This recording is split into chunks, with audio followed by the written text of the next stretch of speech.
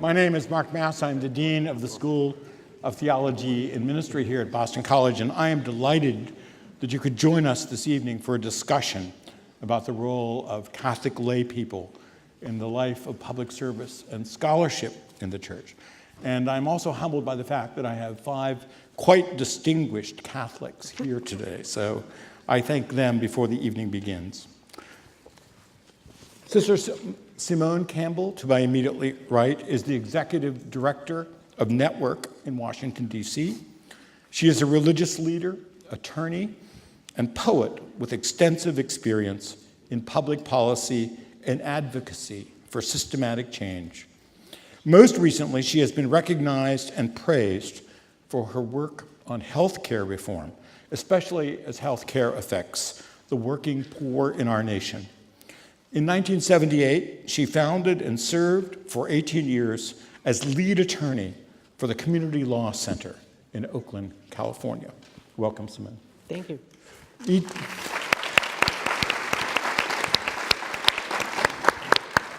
E.J. Dionne, on the far left, is a syndicated columnist for the Washington Post, a fellow of the Brookings Institution, and a professor at Georgetown University. He is the author of Why Americans Hate Politics, which is the winner of the Los Angeles Times Book Award. Is that right? Yeah. Right. He appears weekly as a nationally respected commentator on National Public Radio, and he appears regularly on MSNBC and NBC's Meet the Press. Welcome, E.J.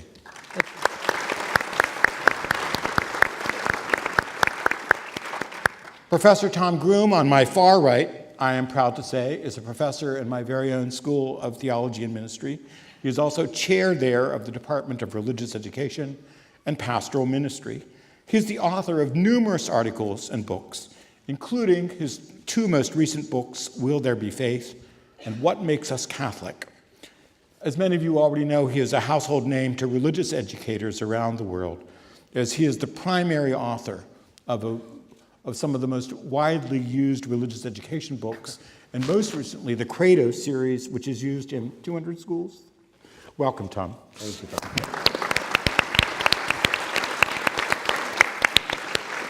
Jane McAuliffe, on my immediate left, is an internationally respected scholar of the Quran and Muslim-Christian relations.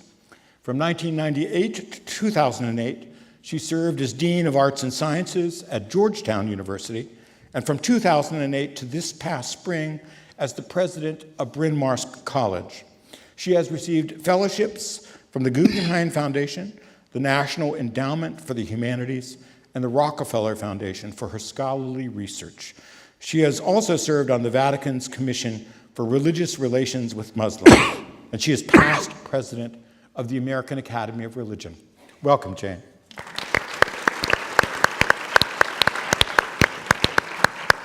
Tim Shriver, to the immediate left of Jane, is an educator, activist, film producer, and business entrepreneur. He is chairman and CEO of Special Olympics, which serves nearly 4 million Special Olympic athletes in 170 countries around the globe. Before joining Special Olympics in 1995, he was, and he remains today, a leading educator focused on understanding the social and emotional factors that impact learning. He co-founded and currently chairs CASEL, the Collaborative for Academic, Social, and Emotional Learning. Welcome, Tim. Thank you.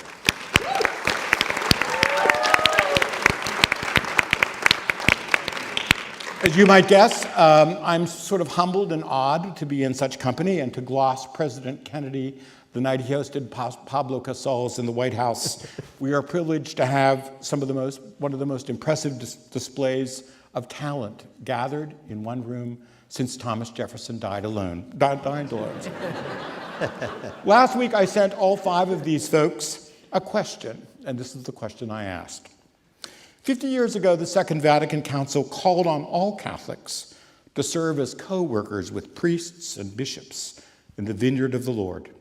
Today, Catholic lay people, that 99% of the church that Cardinal Newman said the church would look pretty silly without, seem divided on the meaning and long-term effect of that call. And the specific question I asked him is, what questions do you think are on the minds of practicing Catholics today, both in the light of the call of the Council to all of us to be active disciples in the world, and of the history of the Church since that Council's?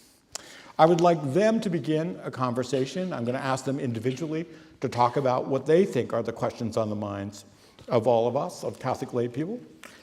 We'll have a small conversation among ourselves, and then at that point, I will open up the conversation to all of you. All of you received a small card to write your questions on. If you would please write on those cards and pass them to the GAs who are here serving, and we'll get those. So why don't we start at the far left. EJ, overcome your native shyness and tell us what you think. I was hoping to go last. I just want to say first that I want to invoke an old John Kennedy line and to say that if I could only be known tonight as the guy who accompanied Sister Simone Campbell to D.C., I'd be very honored and happy. But I know I have a lot of competition for that up here. And the other thing I have to say is it's really good to be home. As I grew up in Fall River, Massachusetts down the road, and Boston and Massachusetts have always still, all these years later, felt like home to me. And it's great to be a place where everybody knows the right teams to root for. And we have a lot to root for this year, but I won't go on that theme. When you write a newspaper column, you feel in a difficult position to claim that you know the answer to that question, which is, what are Catholics thinking about? What is on the minds of Catholics? And I think there are sort of different levels of that question. For a lot of Catholics, there's one basic question, which is, will my kids stay Catholic? Especially, will my daughters stay Catholic? What is the Church saying to them now to inspire them? I always like to share what one of my daughters said when she worked at a wonderful place called Shepherd's Table in Washington, D.C. It's a program for the homeless. And she came home one night. It's lay run, but supported by the Church. And she came home one night and said, "Dad, why doesn't the Church talk more about this work and less about some of the things that they talk about?" And I decided that she must have had a direct line to the conclave after Pope Francis got elected, because I think one of the things, I think there are two things that are exciting about Francis to so many Catholics. One is his obvious commitment to the poor, to social justice, and it's not an abstract thing for him. It's a very real commitment to him, and you can feel it. But the other is that for the first time in a while, I think a lot of Catholics are feeling that we're not dealing with a situation where some would try to create a smaller, tougher, more orthodox church by their lights, but are rather opening the door to everyone and welcoming them in. And that's the other thing that I think is on the minds of a lot of Catholics, certainly this one, which is the loss of what David Hollenbach, great Jesuit who's in the crowd tonight, called intellectual solidarity. I think that within the Church there has been a terrible tendency to try to throw other people out of the Church and not to realize that we are on a shared journey together. There's a wonderful thinker in town here. He taught, last I checked, at BU, if it's okay to mention BU at BC, called Glenn Tinder. And Glenn Tinder said that our goal should be, and I think this is a perfect description of what our church might be. He said our goal should be to create the attentive society. And he said that in the attentive society, you would leave room for strong conviction, but everyone would realize the need both to give and to receive help on the road to truth. And I've always loved that because, as a Catholic, one of the things Catholics insist on is there is truth. And I don't want us to give up on that idea that there is truth. But there is also a humility in that statement that we might give each other assistance in intellectual solidarity. And finally, and this is obviously truest for people who have more liberal politics who happen to be in the church. And I do worry sometimes that all of us, left and right in the church, so often put our political affiliation so far ahead that we are ex post facto rationalizing some things. There's an old C.S. Lewis line I like, that many people consult the scripture not to find out how they might think about politics, but to find support for their own political party. Nonetheless, I've always had the view that the Catholic Church's job is to make everybody feel guilty about something, which clearly proves that I am a Catholic.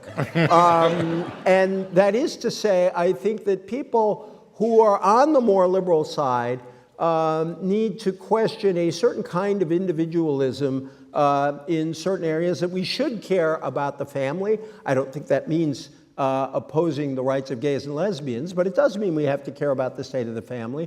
We should be concerned about the right to life and figure out what that means and what its relationship to civil law is. And so a lot of liberals are called to think about things that they often want to bracket, but our conservative friends should be forced to think more than conservatives sometimes do about the poor, about social justice, about the fact the state may well have a very important role in guaranteeing this, and that for a while the church has felt like a place that only wants to make one group feel guilty. And I would welcome a church that makes us all feel guilty and therefore searches our conscience and then we'd all might try to reach better conclusions. Bravo. Thank you. Thank you. Tim. Don't make me go next. He's the best preacher I've ever heard. Don't believe make me this. Go after that. He's got C.S. Lewis and he's got David Hollenbach. I can't go after that. I was trying to monopolize as much as possible. Do you want to pass, or do you really? Okay, I'll try. Okay. First of all, let me ask everybody also to bear with me, because I have 2 children and a cousin in the front row who, so please clap for me and reinforce. I too just would say, there used to be an old Don Imus routine that he would do, which doesn't belong and why. And I'm the person who clearly does not belong on this stage in terms of credentials, scholarship, or leadership. So I'm humbled to represent a movement. I suppose I'm here in part because of the work I do. Maybe I could quote from President Kennedy, but I don't think that, I think we've had enough of that. So maybe I'm here to represent a jaw structure. I don't know. So if that's it, I'm done. And Mark, I guess I think as you're talking, I think one of the questions we ought to ask is not what are Catholics looking for, but what are former Catholics looking for? Yeah. I think we know that the largest self-identified religious affiliation in the United States is former Catholics. It's bigger than the Catholic Church and bigger than any other church. And so we have to ask ourselves, in the era of Vatican II, a council celebrated for its historic proportions, its dimensions that reached across new forms of language, new forms of theology, new forms of culture, new forms of ritual, new forms of relationship with other religions, and so on. What happened? I think we have to be honest in saying what went wrong. We can look at all the things that have gone well. We can look at the explosion of lay movements. We can look at the thriving nature of the church in some Latin countries. We can look at the expansion of the church and its social service mission in many respects. So it's not to be a woe is me point, but we have to ask ourselves, why did so many people leave? What didn't they find?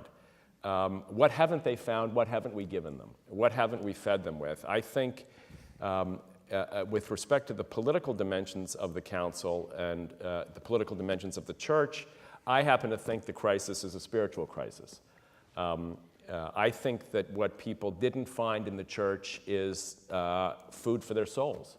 I hate to put it as simply as that, but I think many people walk into church and they walk into rituals and they walk into rites and schools, and they get told a lot of things about the gospel, about its exhortations, but they never get listened to. I don't think Bernard Lonergan, who I'm a huge fan of, writes beautifully about the fundamental question in religion is the question of God, not the answer of God. The question, I don't think Catholics feel that they get asked. The question of God, I don't think they feel licensed to ask it and to feel engaged in a search. I think that typically if they are Sunday Catholics, as many, I guess most are, they never speak on the gospel in their entire lives. They will never be asked their opinion of the gospel. I have 3 daughters raised in the church. They will grow up and reach their adult age without ever hearing a woman say the words of Mary in a Catholic church, ever. They will never hear the Magnificat spoken by a woman. They will never be asked to speak it, and they will never be asked to stand in front of anybody and share their points of view. So I think there's a great reciprocity needed, a great relational transformation needed in the church that invites people's inner lives into the discussion, not into a homily. I was struck, as everybody was. I can't help but on the way up here, I took a moment to write down, as I rewrote the Pope's interview, just these phrases. And I'm just going to give you words from the interview. I worked inside. I thought a lot. I listened to things. I looked deep into myself. I took an account of conscience, the mystical dimension. Think again and again, much time in prayer, careful interior discernment, interior experience. Ignatius was a mystic, not an ascetic. We have to give breath for spiritual lungs, nearness. And he goes on and on. The heart burns, the saving love. There is an interiority to the Pope that invites a remembrance, not just of Ignatius, but of the great mystics of the church. The mystics like Eckhart, who said that there is a spirit that alone is free. I think the church has been afraid of the spirit, to be honest, in many respects. I think the church has been afraid of freedom, historically, political freedom, but contemporarily spiritual freedom. I think the church has not invited, Thomas Keating says, the most natural language of human beings is silence. And you can be a Catholic and never be told to be silent, never be taught to be silent, never be invited to be silent, never be invited to welcome silence in a way that invites self-discovery, connection, relationality, and unity. The great mystics of the church are amongst the greatest spiritual writers in the history of human civilization, and most Catholics don't know a thing about them. Most Catholics don't read Teresa's poetry. They don't study John's spirituality. They don't listen to Eckhart's sermons. They don't listen to Hildegard of Bingen's great music. They don't know anything. And I will say, not to be accusatory, because maybe people in this room are saying, well, I know all those people, and maybe you do. But most, I didn't. I'll say that. I reached the age of 25 without knowing any of them in any degree of depth, and not really knowing that they had an invitation to me to recognize that God was a question and that the source of that question was within me.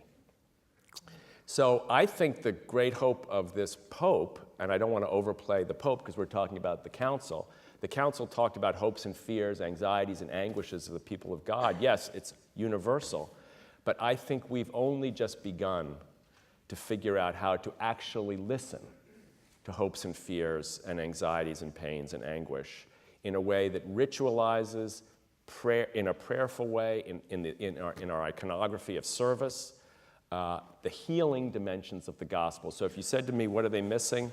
What are we missing? It sounds really trite, but I think we're missing love. I think this Pope is talking about what it means, as Ignatius says, or as Arupe said, to fall in love. I never heard anyone say, yeah, you love God. I heard that. But no one, until I read Arupe or Lonergan, told me to fall in love with God. I never heard that in a church until I was in my 30s. I don't think we can expect people who are going to yoga, who are learning Buddhist meditation, who are watching television shows and doing self-help, who are trying to create a sense of wholeness in their lives, to come to a Catholic church and expect the traditional format in which we've created parish life to satisfy that hunger and not feel at some level they have to go elsewhere. Thank you. Good.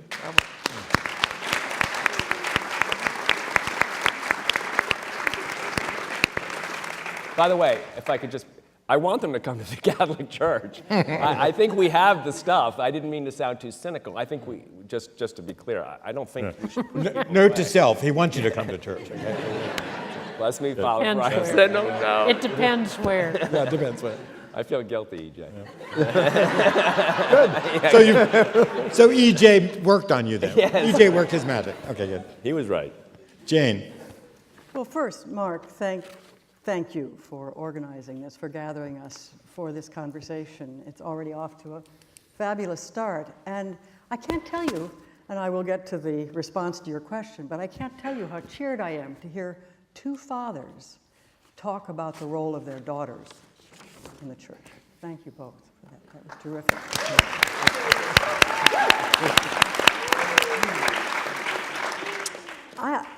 When you pose that question, Mark, I'm going to think about it or talk about it a little bit through the lens of young people, college-age students, which is the population with which I worked all of my adult life as an educator, and most recently, as you know, at Bryn Mawr and at Georgetown.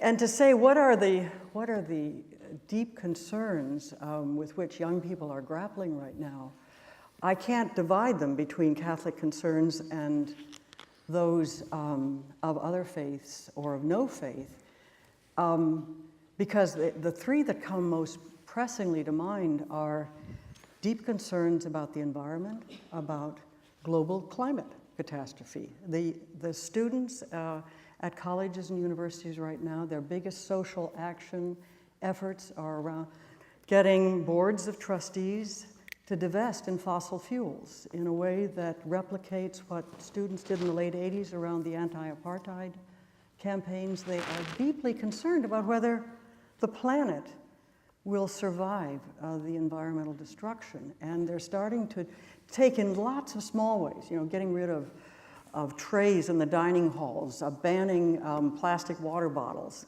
things where they feel they can exercise some control. Sorry. Something else to feel guilty. But you're supposed to feel guilty about that, so it's okay. But there are constant efforts of action. I took a group of students and faculty to a conference in Bangladesh a couple of years ago. It was an international conference pulled together to celebrate and to showcase a new university for women in Bangladesh.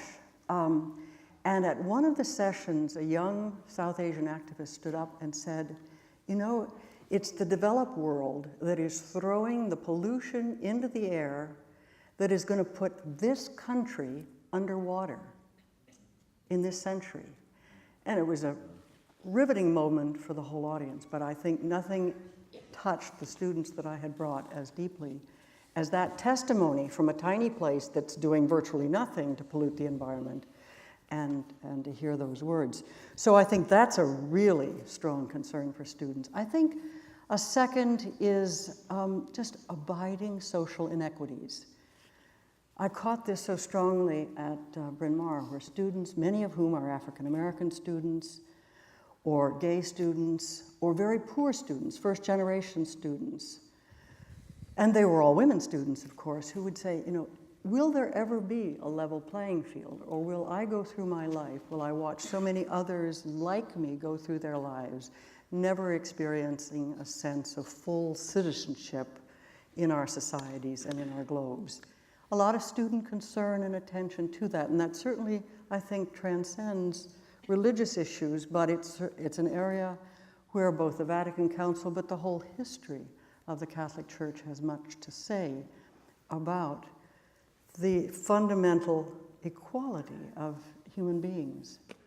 The third area is that of terrorism, and religiously inspired or religiously motivated terrorism. Again, will we survive as a globe? Will we ever learn to understand and work with each other in ways that can avoid the conflagrations that continue to beset us? I mean, Nairobi is just the most recent example of this. And therefore, a far greater interest in all forms of interfaith and intercultural exchange and dialogue is going on our college campuses than I saw even 15 years ago. It comes out of a deep concern within students about their future as citizens of this globe. And to pull this back to Vatican II, these are global issues. And the Catholic Church is a global church. And those documents that came out of Vatican II, and in particular, Nostra Aetate, to draw an insight from my friend John O'Malley, opened the church to the world. They allowed us as Catholics to talk about our relationships with other faiths. They acknowledged the fundamental reality and rightness of religious freedom. They changed the discourse from declaration to at least the potential for dialogue. I remember as a kid, my parents used to subscribe to a little periodical, I think it was about that size, called The Pope Speaks. It finally, I think, ceased to publish, not terribly long ago. Bring it back. But there it was on the coffee table, month after month, and that formed my image of discourse in the Catholic Church. It wasn't dialogical, it was declarative. And suddenly, Nostra Aetate in particular was calling us to collaboration and to dialogue. And it wasn't just a document. The church then went on to institutionalize this with various dicasteries and work through the national conferences of Catholic bishops that put Roman Catholic interfaith dialogue way ahead of the pack for decades and made us leaders in this. And I think it's something, although it's had its vicissitudes, I think it's something about which we can be deeply proud. So those are as I reflect on this through the eyes and the minds of young people, those are the things that come most immediately to mind. Next, Jane. Thank you.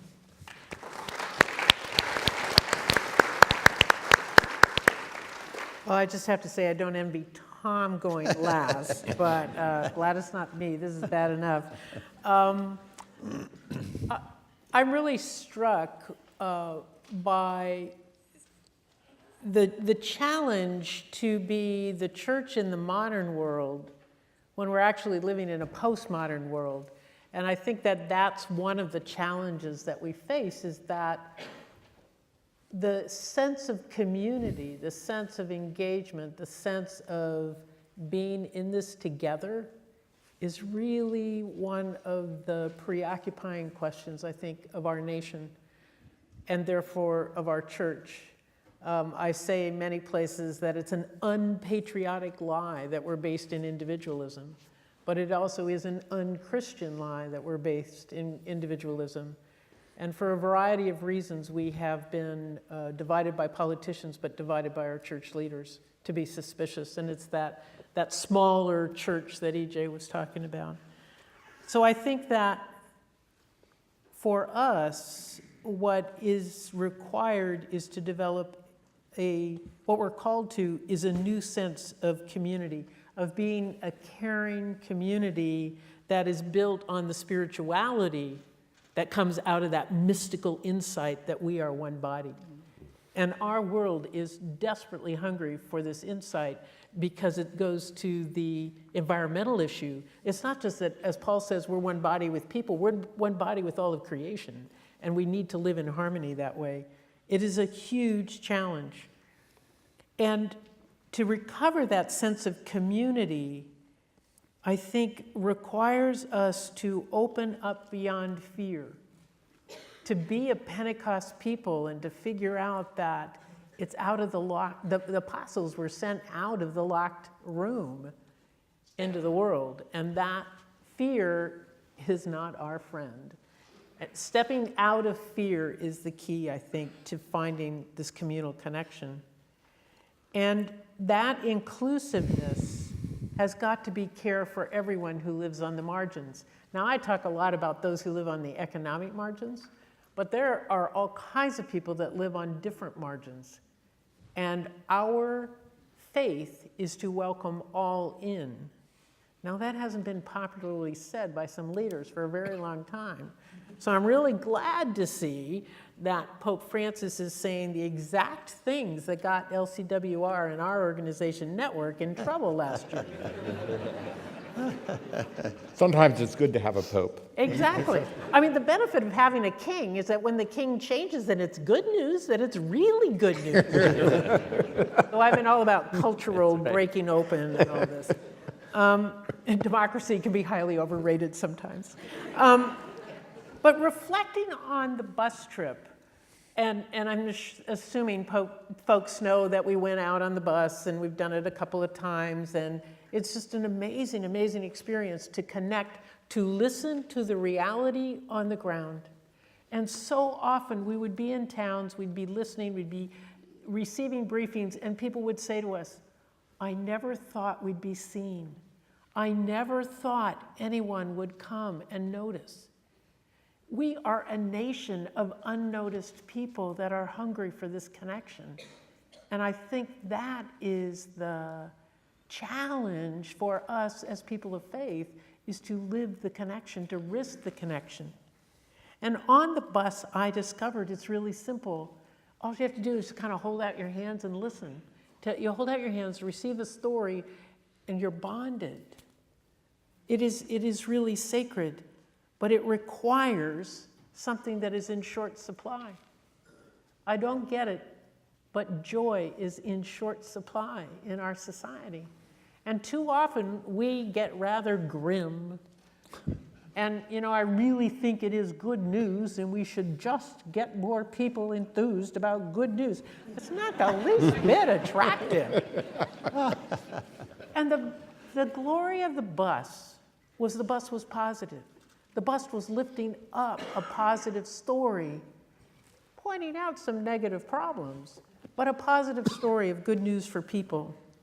And the quote that I like from Pope Francis's interview last week was that God is surprise. The bus is surprise. My life is a surprise. But what I have learned is that if the Vatican censure had never happened, nuns on the bus would have never happened. Our nation would have never started talking about poverty because of nuns on the bus. It would not have occurred. So what I know deeply, profoundly, is that the Spirit is alive and well and making mischief. And the question becomes, where are we called to aid and abet the mischief? And my hunch is, it's in relationship, it's in community, it's caring for those at the margins, and it's in having a fair amount of joy that we get to live in this amazing moment of tension, but also opportunity. And that is an immense gift that our nation and our world dramatically needs. So I say, church in the modern world, church in the postmodern world, it's us together. That's the challenge. It's us. And we'll tell them.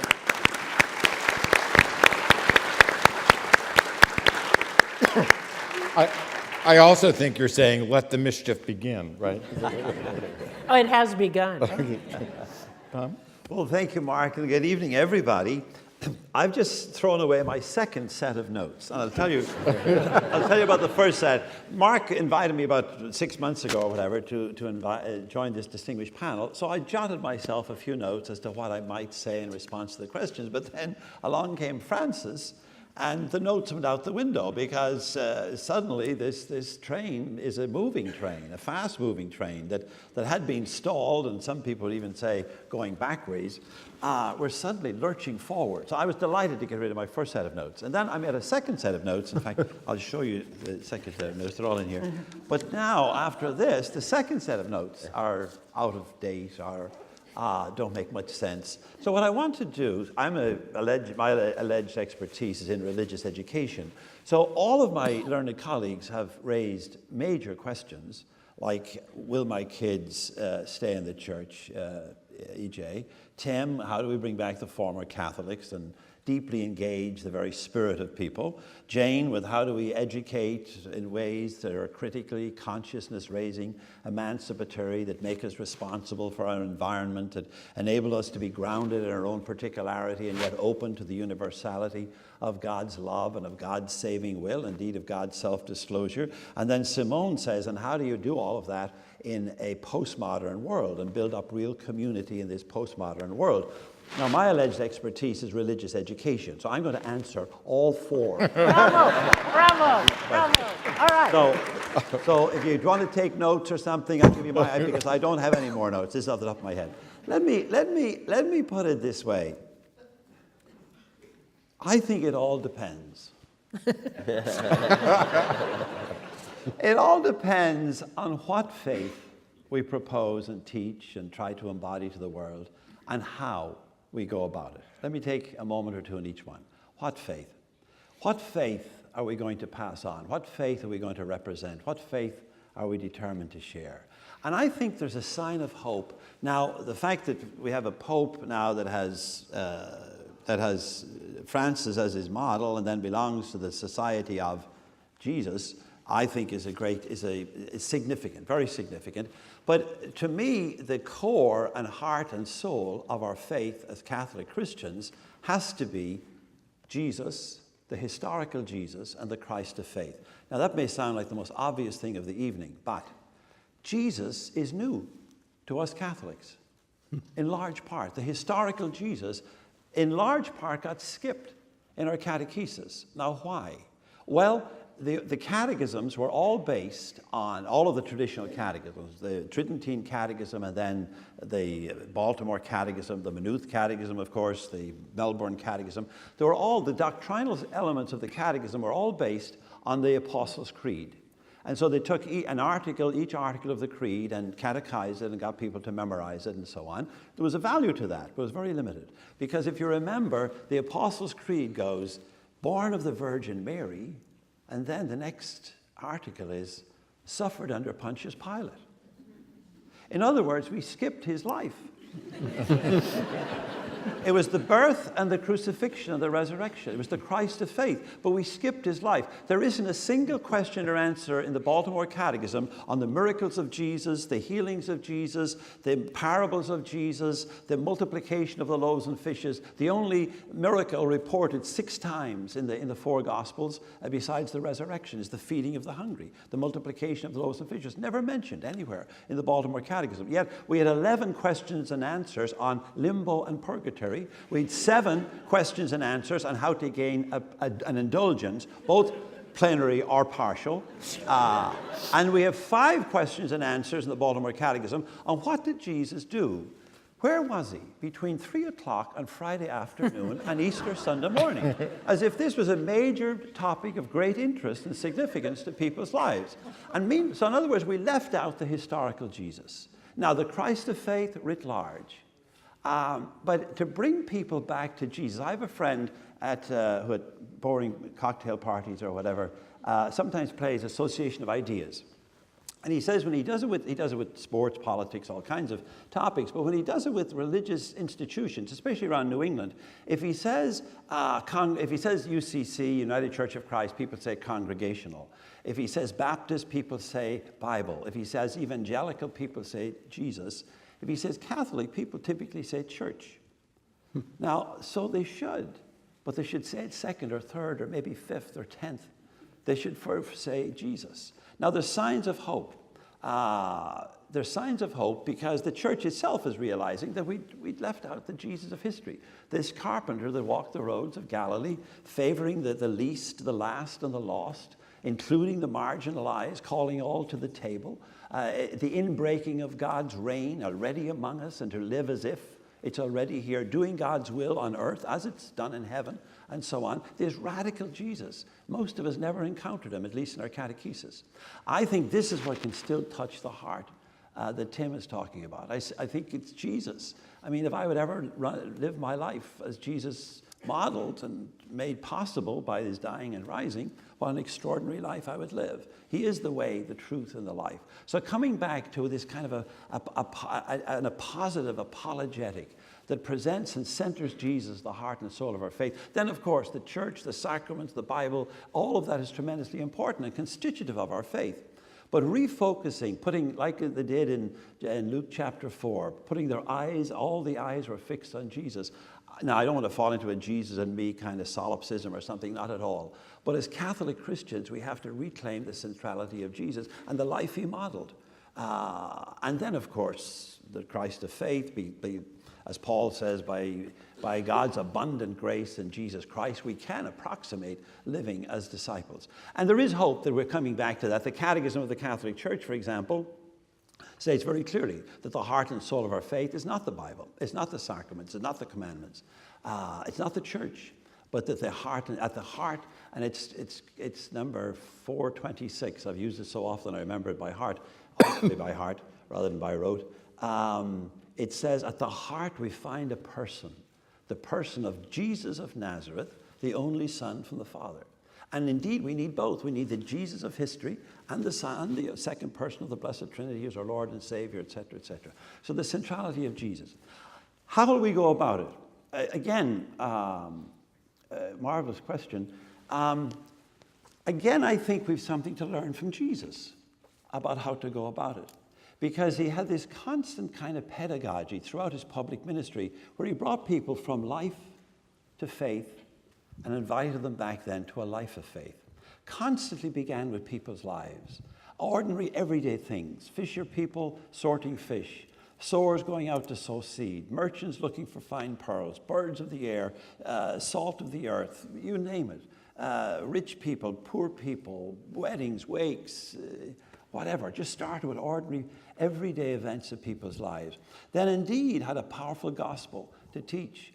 Indeed, as it says in Mark 1 verse something or other, it's in here, 21 I believe, that he taught them with authority. So he had a powerful gospel to proclaim, but began with their lives, invited them to faith, but then invited them to come back to a life of faith. There's a whole pedagogy there, a dynamic of beginning with people's lives, of getting into their deep heart's core, as the poet Yeats would put it, and as Tim was calling for, of getting deep down into people and engaging what's going on in their lives and listening to their stories, as Simone said, and genuinely listening to stories and hearing their stories, eliciting their stories, but then having a great story to tell, the greatest story ever told. We have to tell it.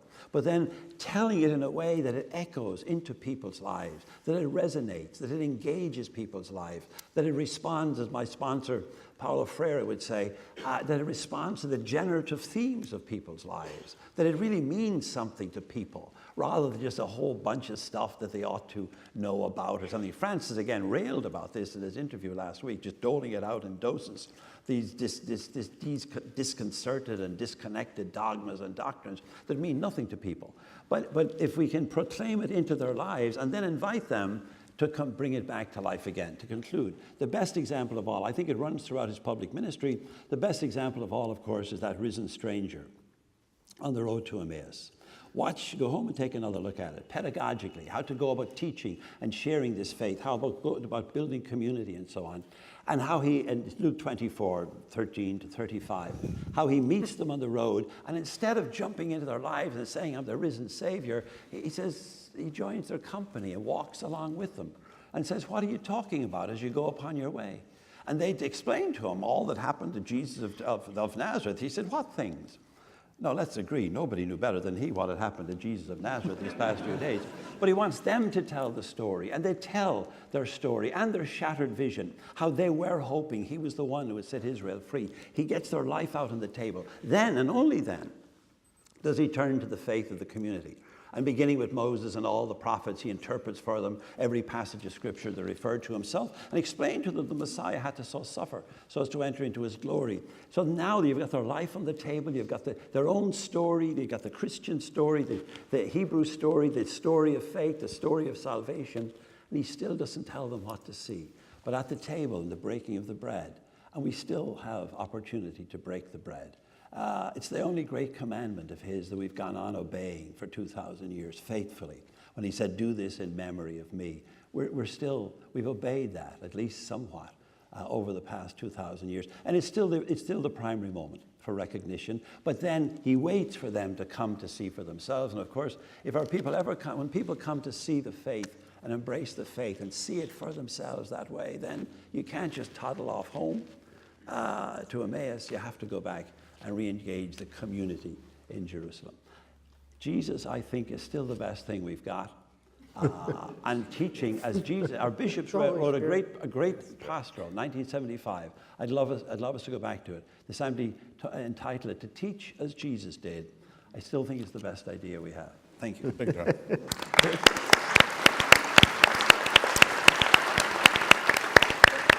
Are we going to? Well, Tom had the last word, so the rest of you can gang up on him now.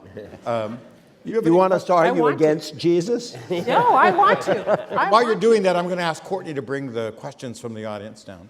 Because I think that I was struck by your the Jesus focus. I think is obviously key. We are Christians, but I think that one of the challenges in a postmodern world is that what you say sounds just way too certain.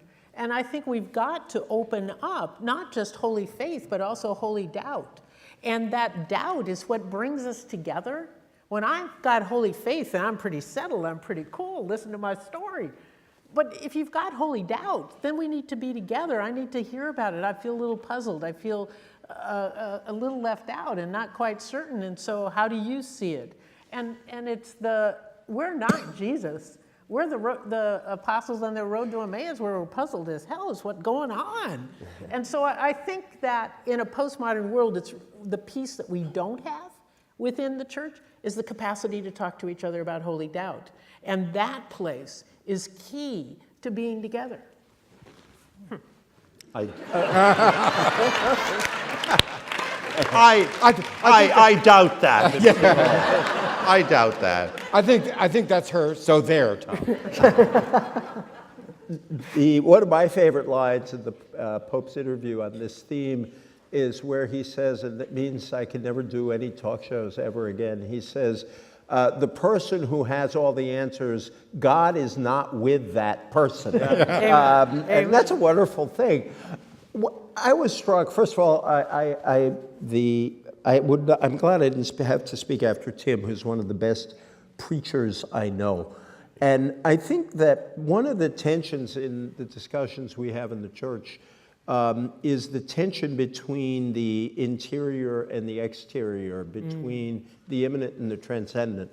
And that people who are obsessed with politics like I am, and by the way, is because I grew up in Massachusetts. The late Mary McGrory, whom I dearly loved, once said that every baby born in Massachusetts is born with a campaign manager's gene, which is why when I was walking through your cafeteria, knowing BC's history, I said, I believe I'm looking at a whole lot of future state reps out there. But I think that for those of us who think a lot about politics, who think a lot about the church's social teaching, what people like Tim come back and remind us of is people actually don't go to church for politics. They go to church for ways of thinking about life, including politics. And I don't think you can be a person of faith or listen to Jesus at all without having a sense that he is telling us things that should directly relate to politics. But it's also about interior things, about our relationship with God, our questions about God, our doubts and our fears. And I just want to close on that with one of the silliest things I ever said as an undergraduate. And I tell all undergraduates in the room, one of the greatest things about being undergraduates is you can argue about all kinds of things with your friends late into the night. And I, for some reason, got into this argument with a good friend about power versus love. And, like some early 70s student leftist, I was arguing for the priority of power and why power was really important. And my friend just devastated me by saying, God is power, and he who abides in power abides in God, and God in him. No, it's God is love, and he who abides in love abides in God, and God in him. And or her. Or her, thank you, yes.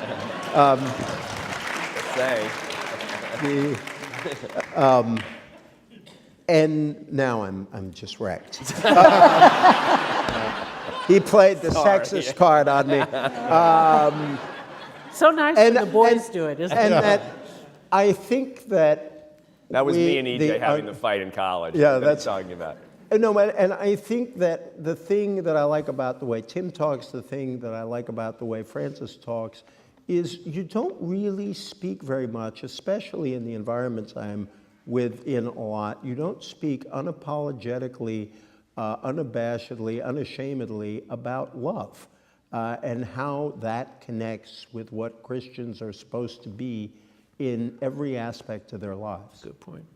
Bryn? You know, the end of the, I love the story on the way, on the road to Emmaus. In fact, Sam and Kathleen's mother and I got married, and we chose that gospel, which is not a typical wedding gospel. But the reason we chose it is the last line, which you didn't get to, which is that the They told their story of what had happened on the road. They said that their hearts were burning within Yeah. them. Their hearts were burning within them. And I think, you know, in a way, the elephant in the room in this discussion is, in a way, the question of God, really meaning we live in a time when most people don't believe, really, at a very profound level, or struggle to believe. When young people read that Jesus took the loaves and the fish, and all of a sudden there was 20,000 people eating, most of them go, no, that didn't happen. And when they read that Moses parted the sea, they go, it's a story, you know, it's not real. None of this is real. There's an enormous modern to postmodern doubt about the existence of God. And a lot of people, if they don't feel it, it doesn't make sense. You can't argue them into it. Because the old metaphysical arguments, all of that old, overly encrusted Thomism that Francis talks about, just doesn't make sense anymore. The catechism doesn't work.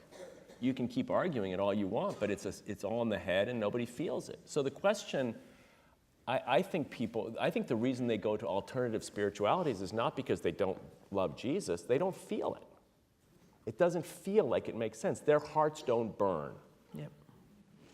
Their hearts don't burn.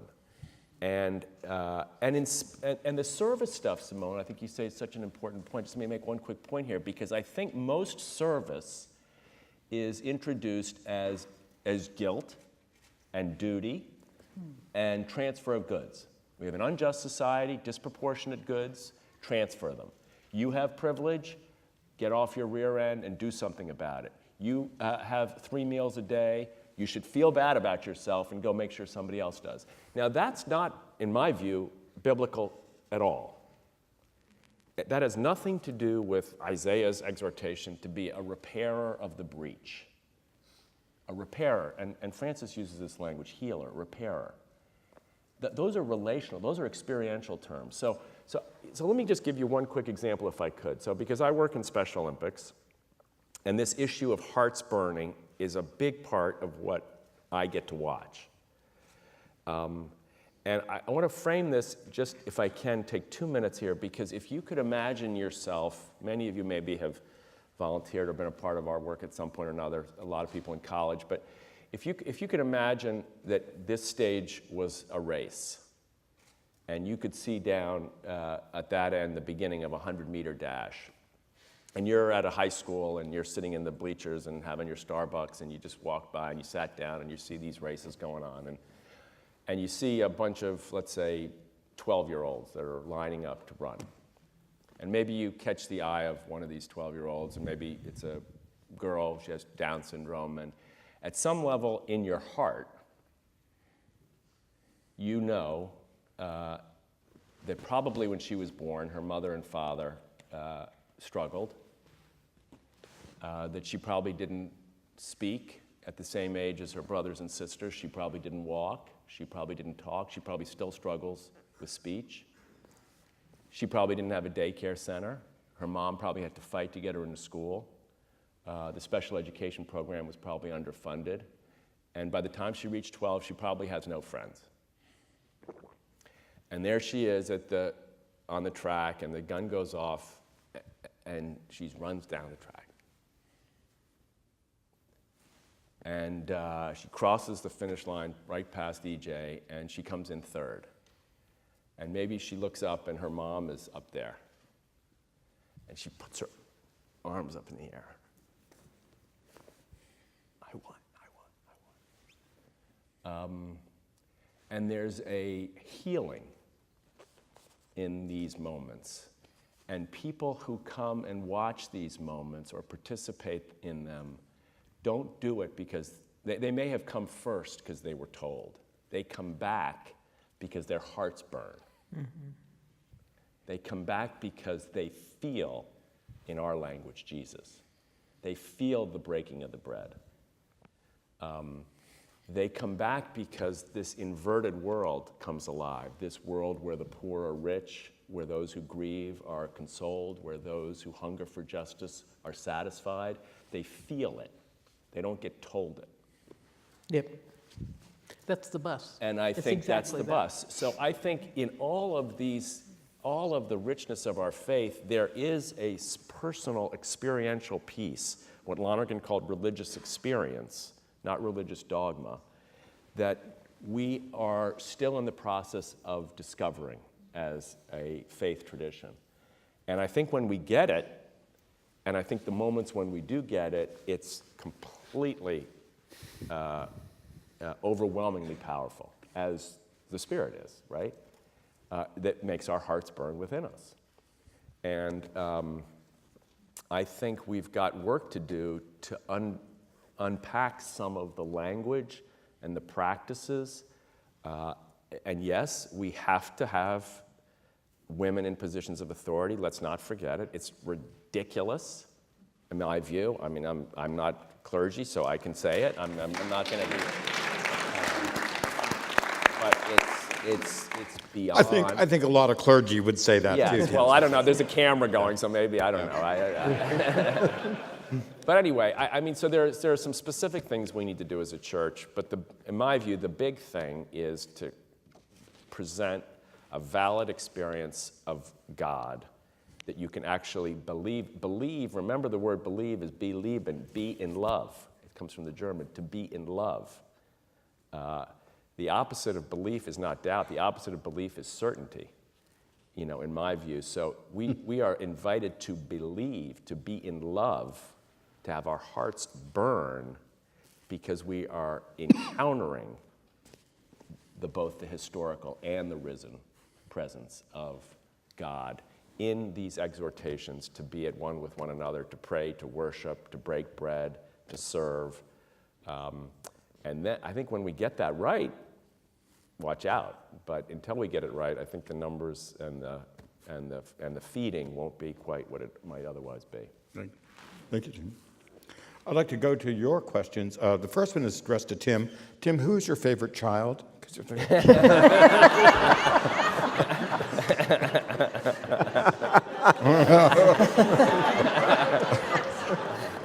My heart is burning. Someone from the audience wrote So this. I have an answer to that. No, Yeah, exactly. So here's the answer. The Right. only thing, so Jesus was God's only son, right? Well, the only thing in the Catholic Church I don't like is that only, right? So someone said, yeah, the church has truth. But the only problem is when we say we've got all of the truth. So you know what I say to each one of my kids? I say, you're the best.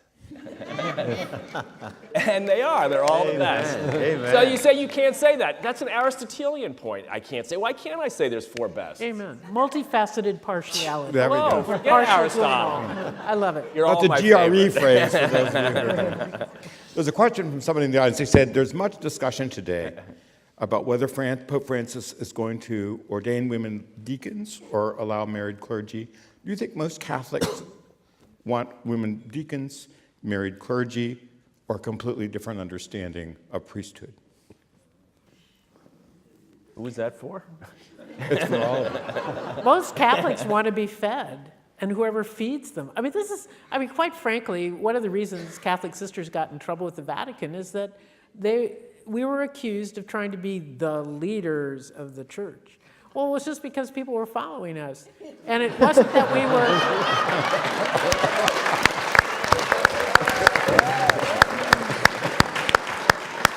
Who knew, right? Who knew? But the fact is that it goes back to the spiritual leadership piece. I think we must be more creative and more, part of our mischief making is to live the reality of the relationships that exist and we call each other to serve as ministerial functions. Having women in official positions can be good, could be bad, but we do have to change the whole way it's done. And if our hearts burn within us, if we talk about Jesus, but if we are community, then the community creates the relationships that we need. And that to me is the Christian model. So it doesn't matter. Could I say something real quick on that? I think the survival of the church depends in very large part, and certainly the survival of the church in the United States depends in very large part on giving women, I mean, I am in favor of women in the priesthood, but for goodness sake, to give women more formal power, more formal positions of authority, because women have always been the backbone of the American church. It's been the case when the nuns were a vast supply of underpaid labor for the church. It's the case that women have done so much of the work at the basic parish level. My friend, Father Tom Reese, a good Jesuit, said that we talk a lot about bishops, but he said bishops don't make Catholics, mothers make Catholics, and if we lose the mothers, we're going to lose the church.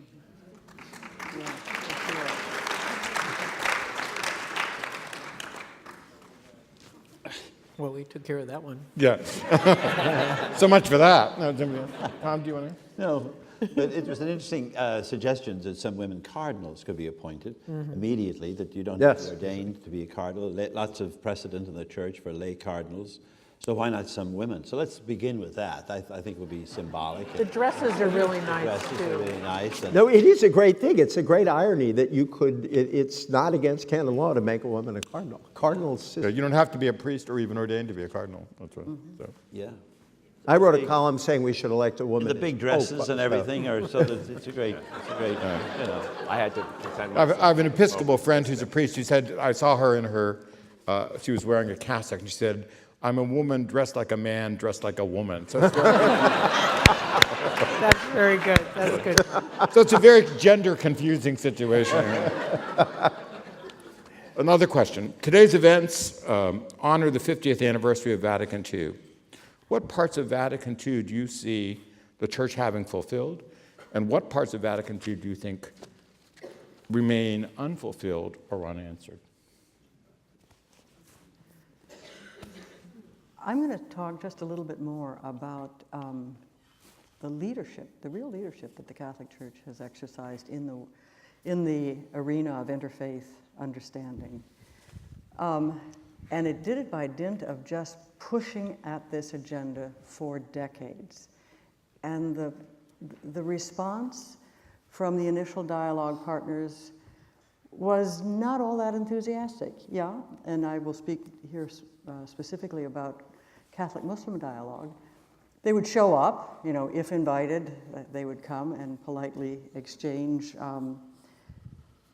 theological declarations, but it was the being invited back, and then back again, and then back again, until there became a kind of normalization to this, and it was happening at the international level, it was happening at the local, and now there's a plethora of regional dialogues all over the world.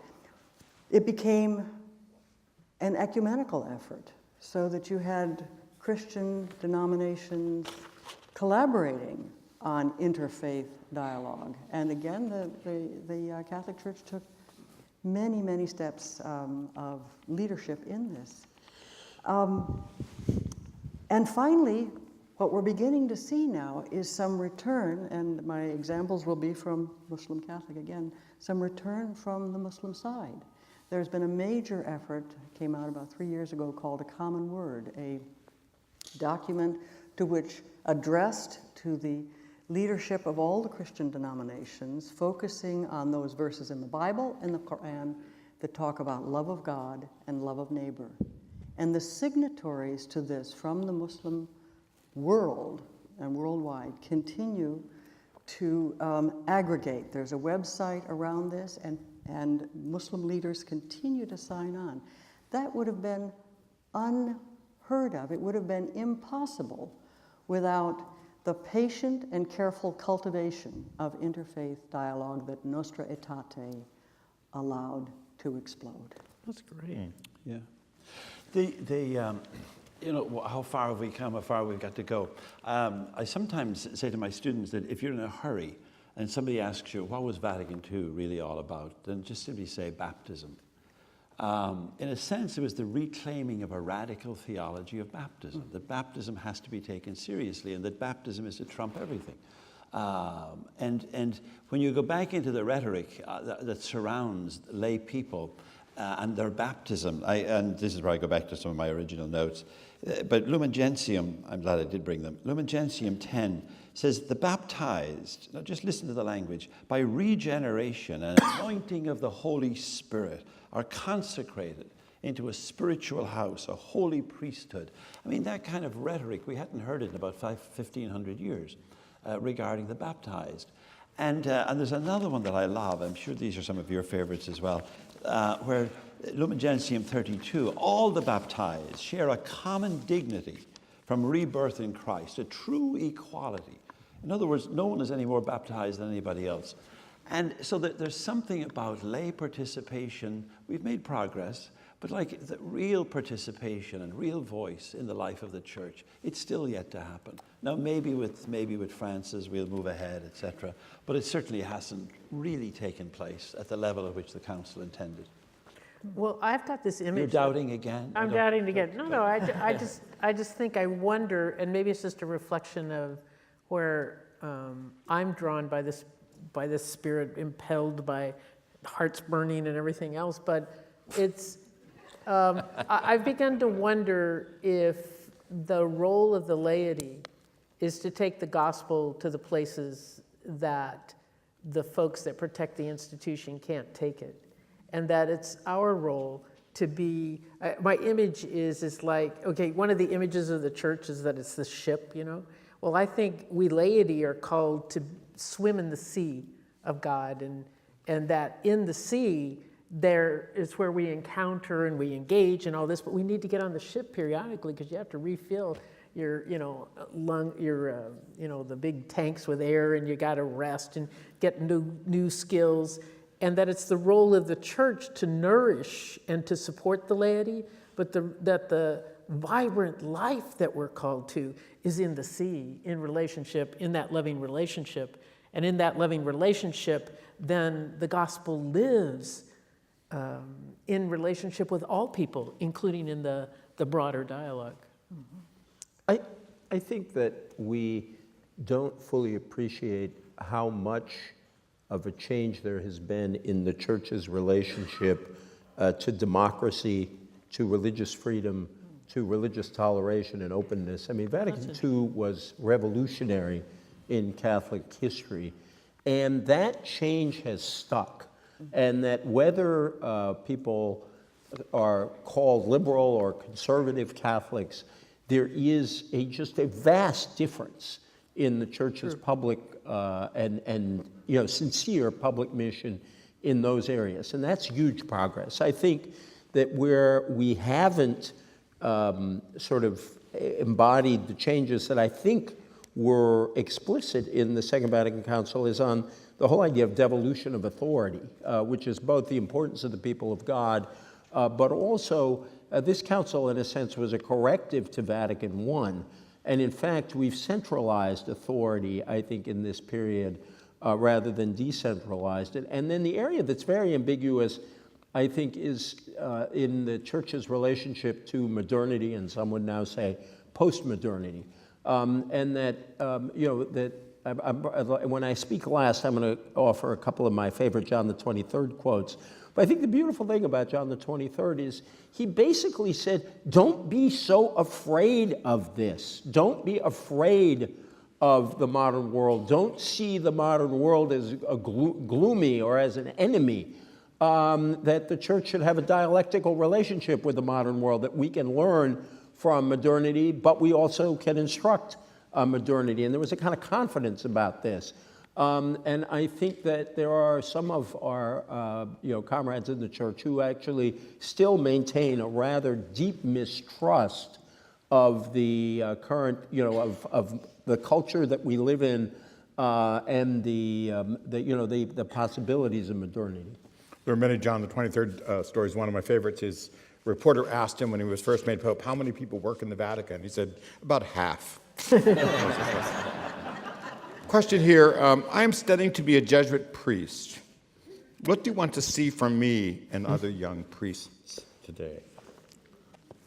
What's it like to be a Jesuit? No. I don't think what do you want to see from me as a priest? You're already a good priest because you even asked us, so bless you. Asked all of us. Right. No, but I think this is where I have to be affirming of Tom, build a bridge here, but I do think that that's the place where the Jesus story becomes really important as nourishment and a spiritual leadership that invites silence, meditation, and reflection on our own lives that lead to action. Spiritual leadership is key. And he's going to be a member of the Society of Jesus. All right, you're gonna win on that one. Well, you guys got to go on Colbert together. I think that would be awesome. But no, it's a wonderful question, and thank you. Really, it's wonderful that you ask it. I suppose we'll always. I remember one time that a doctor I went to see demanded that I give up my pipe. Now, I was somewhat of a pipe addict, as my wife will avow, and it was a real struggle. And I gave up the pipe. And about 3 months later, I met him at a social gathering, and the son of a gun was smoking a pipe. And I remember thinking, God, you bloody hypocrite. But in a sense, we're entitled to expect a life of holiness, a life of integrity. We don't need perfect priests at all, but we need priests who are trying to live what they preach. Amen. And when we come across them not trying to live, now none of us succeed perfectly, and we all have our doubts, etc.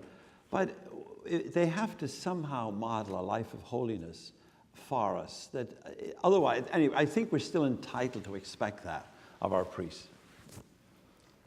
This may seem a tad flippant, but because I did not respond in the round of questions about women in the church, I find it so hard to speak civilly on the subject or without a lot of emotion. But one thing I would ask, and it's a small thing for our future Jesuit priest, is that when you give a homily on Mother's Day, remember that an awful lot of the women out there are not mothers, and that the whole understanding of womanhood that is so pervasive in the church, that centers itself so strongly on motherhood and mothers, applies to only a proportion of women. And I think it would be very, very helpful if young priests or older priests became a little more sensitive around that whole issue. Good point. Good point.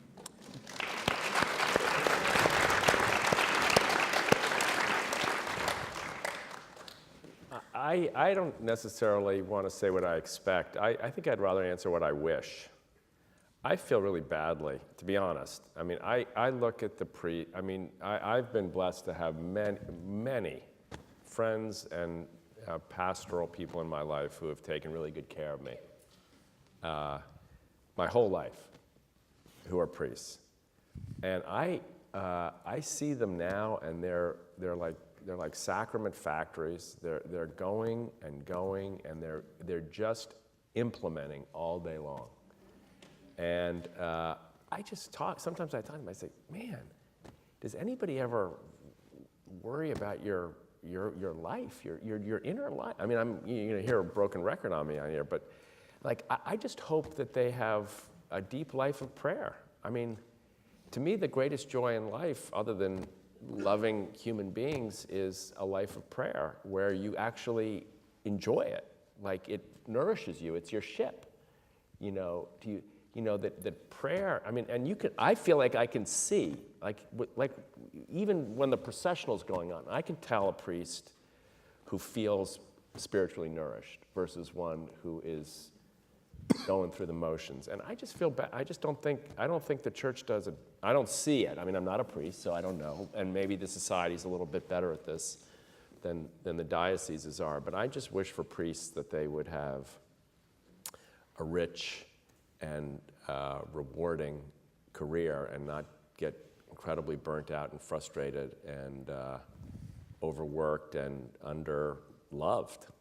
I mean, I think it's tough. I think it's a really tough life, and I think we've made it tougher by all of the ways in which the church has treated its priests. I don't think they've gotten a very good shake, even though a lot of them have made mistakes. We all know that, but there's a lot of good ones, a lot of good ones, a lot of good men in priesthood, a lot of good women in religious life, and I think they've been treated pretty poorly in almost every respect by the church. So I would like them to get something better.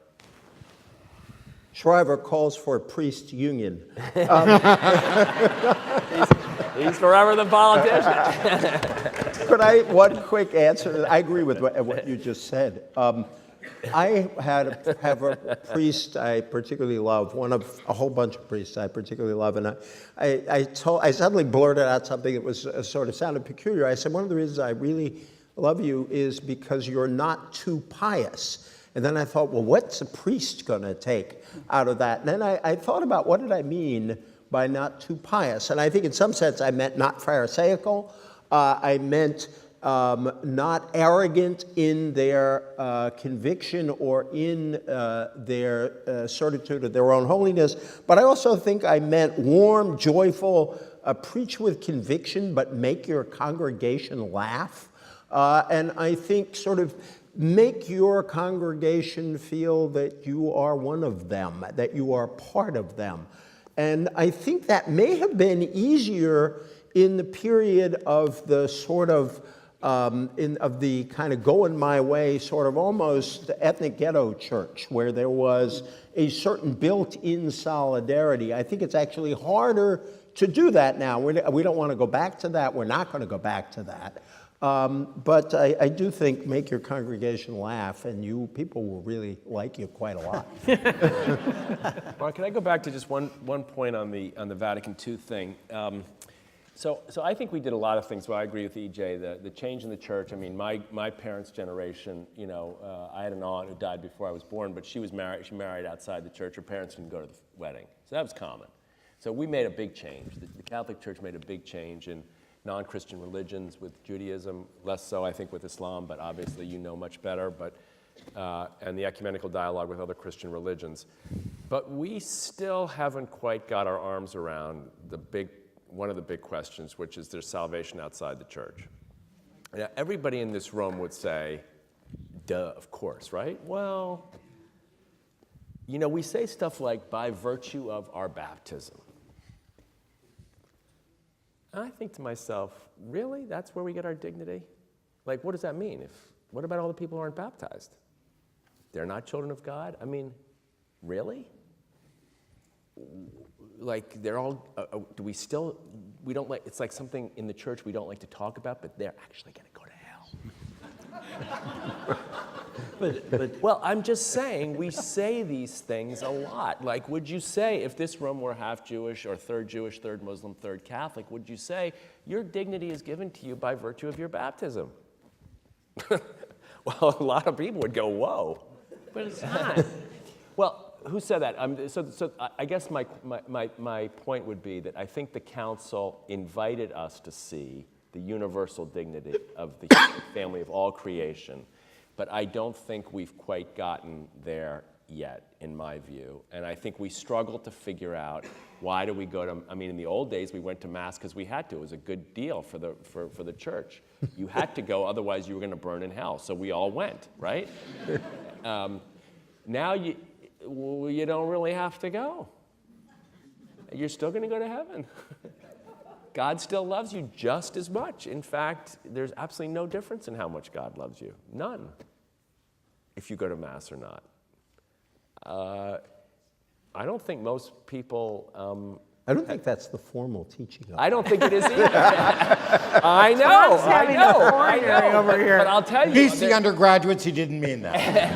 there's very few, I would guess, you know better, you saw a lot of students or in your tenure, but I would guess there's very few people who think of themselves as religious who actually think other religions are not as good as their religion, or who don't believe today that everybody is loved by God equally and not Catholics in a superior position. And I don't know that we're...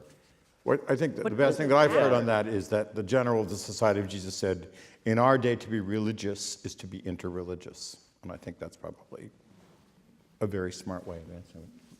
Well, I was just going to say, but does it matter?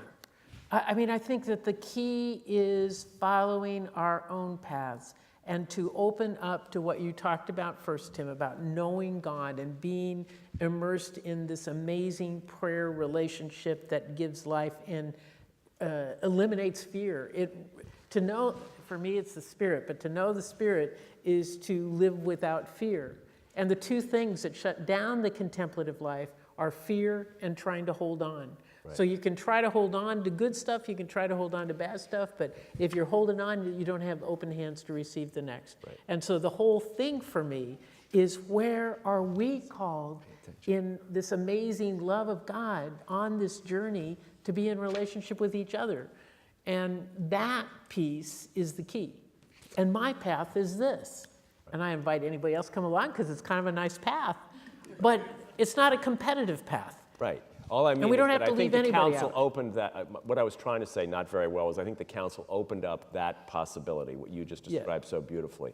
But I don't think, in answer to the earlier question, I don't think we fully understood and incorporated that into the life of the church, that idea. But I suppose the only thing I'd add, Tim, is the council wasn't in some ways saying anything new. It was repeating an old Catholic tradition. In many ways, Catholicism does far better on the universality of God's salvation than many of our other Christian denominations and traditions. I mean, we've always had the notion of baptism of desire, that all good people can be saved. I mean, when Francis said it last week, that any good atheist can go to heaven if they live by their conscience. That conscience has a priority over faith. Right. And if you follow your conscience and try to do good, you're really close to God, is how he said it. But there was nothing new. He was articulating the tradition, and I mean, that's been our tradition. And Vatican II put it very well, said, in a manner known only to God, that all people indeed are saved by Jesus. You're right, and I agree with you. And Catholics, we love this argument, which is that we've always had it, and we're just restating it in a little bit differently to make it clear. But this and you're one, right. This one we had. this one we did have. No, I'm not making fun. I'm not making fun of that. No, when we ordain women, we will say, as we have always taught. That's exactly. You got it. You got it. You got it. And we have. But this one we did have. Yeah, but Jesus did say. Let's not get into the ordination debate. Because I've learned from many faculty meetings to always let Tom have the last word. Please join me in thanking our panelists this evening. Thank you very much.